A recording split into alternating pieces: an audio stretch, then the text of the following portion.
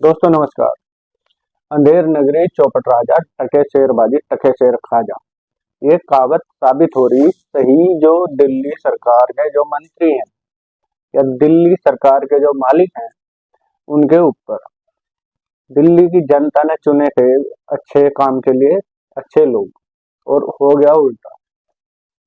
सत्येंद्र जैन, मनीष सिसोदिया और संजय सिंह आम आदमी पार्टी के तीन कद्दावर नेता, या कह लो तीन भ्रष्टाचारी नेता, जो कानून के पंजे में जकड़े हुए हैं, कोर्ट के चक्कर लगा रहे जमानत के लिए, लेकिन जमानत मिल नहीं रही। तो यही कहावत यहाँ पे फिट हो रही, और ये थी अंधेर नगरी चौपट राजा टके शेरबाजी टके शेर खाजा। दोस्तों संजय सिंह सबसे आखिरी जो मोहरा थे जेल में जाने के लिए, वो थे संजय सिंह, जो चिल्ला चिल्ला के राज्यसभा के अंदर बदतमीजी करते थे। जो स्पीकर होता था उस पर कागज फेंकते थे, चिल्लाते थे, सीट पर चढ़ जाते थे, और इनकी बदतमीजी की कोई सीमा नहीं थी। तो उनका जो केस था मनी लॉन्ड्रिंग का, कोर्ट ने उन्हें जमानत देने से मना कर दिया, और कोर्ट ने यह भी साफ साफ कहा कि इनके खिलाफ, संजय सिंह के खिलाफ जो सबूत हैं वो पर्याप्त हैं। संजय सिंह प्रत्यक्ष या अप्रत्यक्ष रूप से जो उस मनी लॉन्ड्रिंग से जो कमाई हुई उसके साक्ष्य मिले हैं।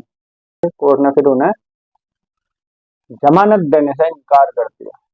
यही वो संजय सिंह है जो चिल्ला चिल्ला के मोदी पे भ्रष्टाचारी है, किसी पे भी उंगली उठा देते थे बिना कुछ सोचे हुए समझे हुए।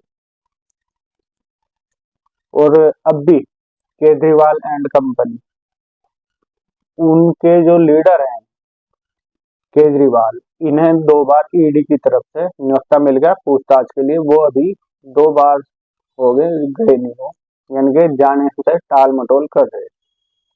और सुनने में ये आया इंडिया गठबंधन के जो साथी हैं, यानी कि केजरीवाल और दूसरे, केजरीवाल को 3 महीने हो गए राहुल गांधी से टाइम नहीं मिल पा रहा मुलाकात का।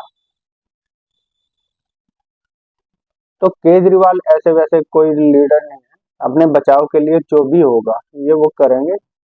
और इनका वो जन लोकपाल बिल धरा रह गया, और शीला दीक्षित के खिलाफ कितने इनके पास सबूत थे सब धरे रह गए। कांग्रेसी लीडरों के पास कितने इनके पास सबूत थे, वो सब धरे के धरे रह गए।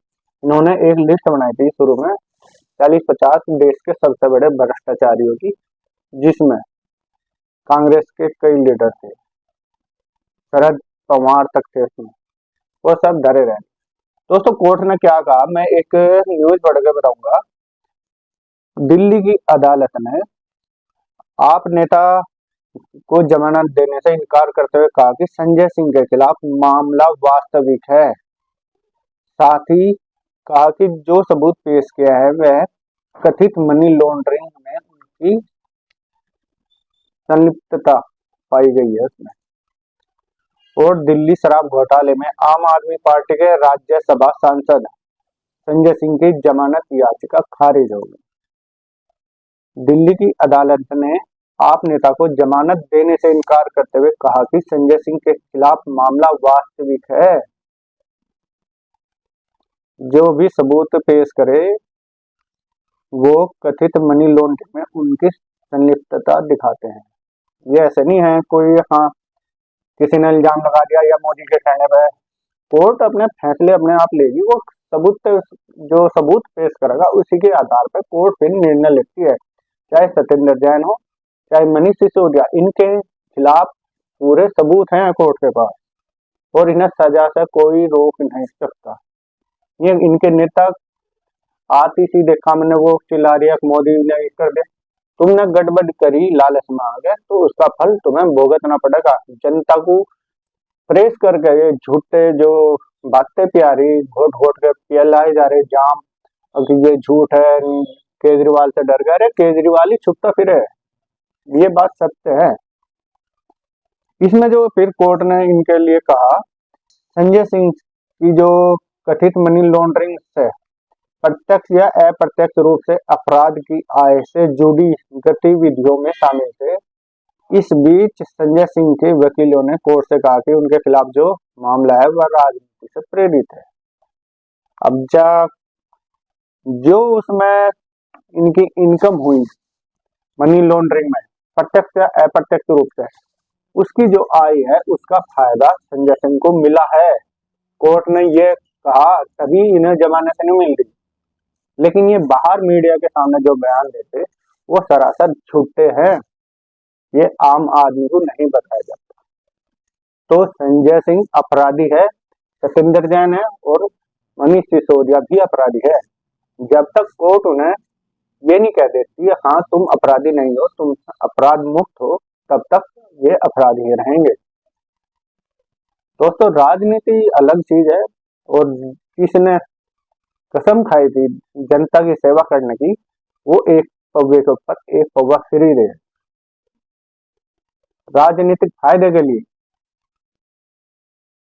यानी कि जिस तरह हमारा ढांचा बुना गया, एक पक्ष को खुश ना करके दूसरे पक्ष के जो मौलवी हैं उन्हें ये अपने सरकार के खर्चे से उन्हें तनख्वाह उनकी बांध रखी इन लोगों ने, और बिजली के बिल वगैरह सब कुछ अगर देखा जाना है तो इसके साक्ष्य हैं। आम आदमी ये समझ नहीं पाए। रोहिंग्याओं के लिए इनके विधायक ने अलग से उन्हें बिजली पानी खर्चा पानी सब कुछ लेने देना नौकरी सबका इंतजाम उन्होंने करके रखा था। उनका ही ये बयान मैंने टीवी पे देखा था, और ये किसी से छुपा बनी है। जो रोहिंग्या भारत की सुरक्षा के लिए खतरनाक है उन्हें ये लोग शरण देते हैं, और जो विदेश में प्रताड़ित है हमारे हिंदू समाज के, उन्हें ये लोग रिफ्यूजी कह के यानी कि इन्हें बाहर निकालने की वकालत करते हैं। यानी कि एनआरसी और सीएए पर आपत्ति जताते हैं। लगभग 1 साल से ऊपर इन्होंने एक रोड जाम करके रखा था जिसका नाम है शाहीन बाग। दोस्तों मेरी बात आपको अच्छी लगी हो तो वीडियो शेयर जरूर करना। धन्यवाद, नमस्कार।